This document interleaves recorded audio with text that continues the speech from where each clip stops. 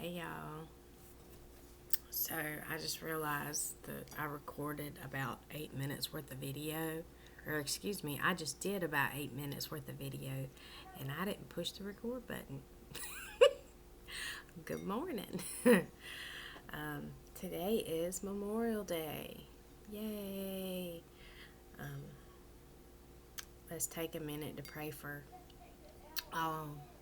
just some point today, take a moment to pray for all those people who have lost loved ones. There's a lot of widows, and there's children, and there's moms and dads and brothers and sisters that have lost someone that means so much to them.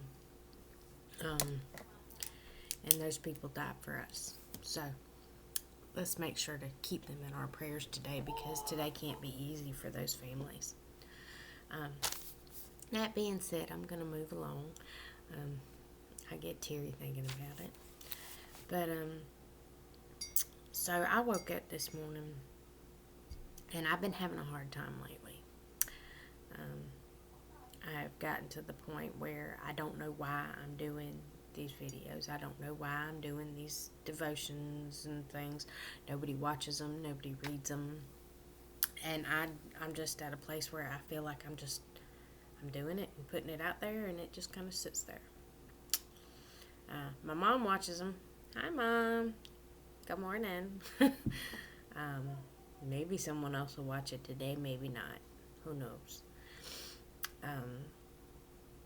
But for the past couple of weeks, every morning when I wake up, I'm just like, Lord, you give me something, then I know you want me to keep doing it. And every morning He gives me something, and I keep going. And it's hard. It's hard to do stuff, and you feel like, you have this feeling you want to do it because you want to help people, but then nobody sees it, nobody reads it, nobody watches it. So you're like, who am I helping if nobody cares? I can't even get people on my website Facebook page, my personal Facebook page, to share any of this stuff. So it just it feels like it goes nowhere. But every day I wake up and God gives me something else, and He reminds me that it's gonna go wherever He wants it to go. That it's gonna get there one way or another. That I just have to do what He's telling me to do, and He'll do the rest of it. It's hard, but it's hard to keep doing it when it seems like it's not helping anyone, is what I mean. But this morning, I didn't even really do a written devotion this morning. I may go back later on today and do it if the Lord leads me to, which He probably will, because I can feel it now. But I had been studying Acts, and I picked it up this morning again. I hadn't read it in about a week, and but I had it marked, and I picked it in my studying this morning, and I honestly didn't think there was a word for me this morning. I skipped my devotional books, and I just went straight to the word, because I needed something. I just needed Him to talk to me, and He did. But it's Acts chapter 10, verse 42 and 43. Excuse me.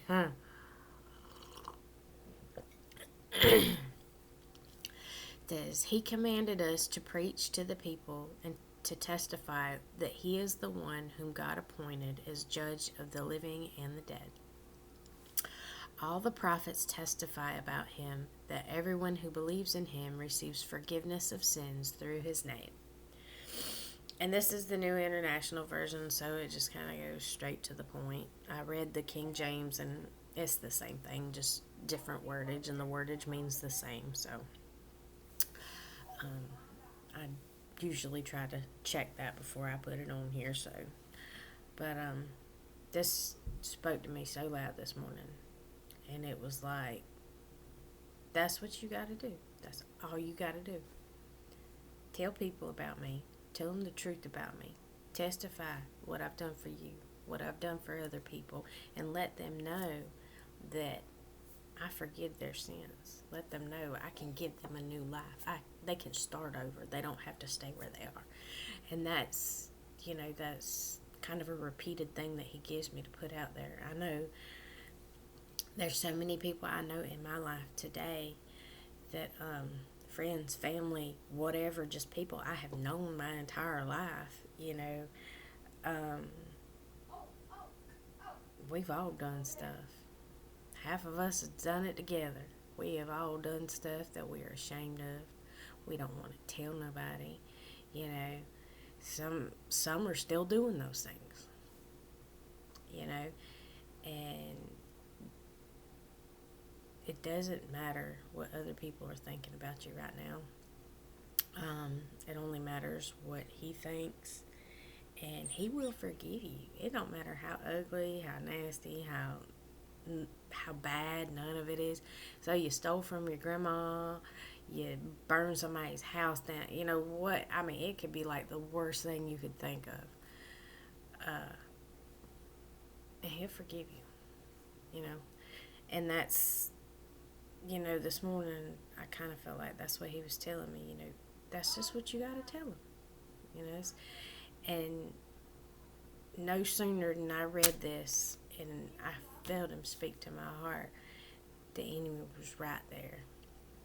And he was like, why bother? Nobody's listening. Nobody's watching. Nobody's paying attention. They're not going to listen to you anyways. Everything you're saying is wrong. And, I get to thinking, how is it wrong if I'm saying what's in the Bible? And I mean, like, really, he's just right there telling me nothing you're saying is right. What's in here is what counts. This is the truth. Jesus died for you, for me. He is God's son. God sent his son, his only son. They both knew what was going to happen. They knew he was going to die. He knew he was going to be hung up there and beaten and mocked and spit on. And he knew it. And he still did it. He still did. He didn't want to do it. When he's in the garden praying so hard that he is bleeding, he is sweating blood, he's like, Lord, God, Dad, if there is any way to keep this from happening, if there's any way around this, let's do that. But if I got to go through this for them, then let's do it. Nobody else is ever going to love you like that. Nobody else is ever going to put up their life for yours like that. I mean, as parents, we believe we would for our children, but it's never like that. That's something completely different. And so today I am doing what he wants me to do. And I am reminding y'all that if he could save me and forgive me, he can save you and forgive you too. And, that's all there is to it. He loves you. There will never be anything that you could do to keep him from loving you.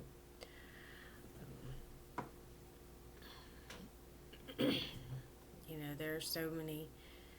Look at the people in the Bible. I saw a Facebook post the other day that said, I'm so glad that the Bible did not leave out all the stories of the sinners or something like that.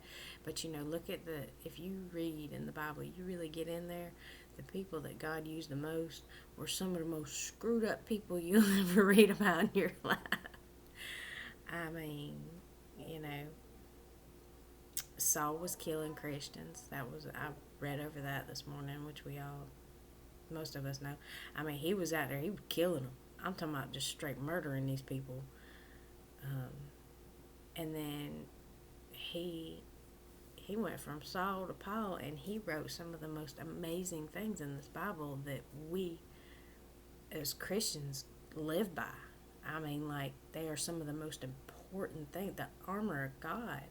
I mean, and this man was out there killing Christians, and God used him in an amazing, awesome way.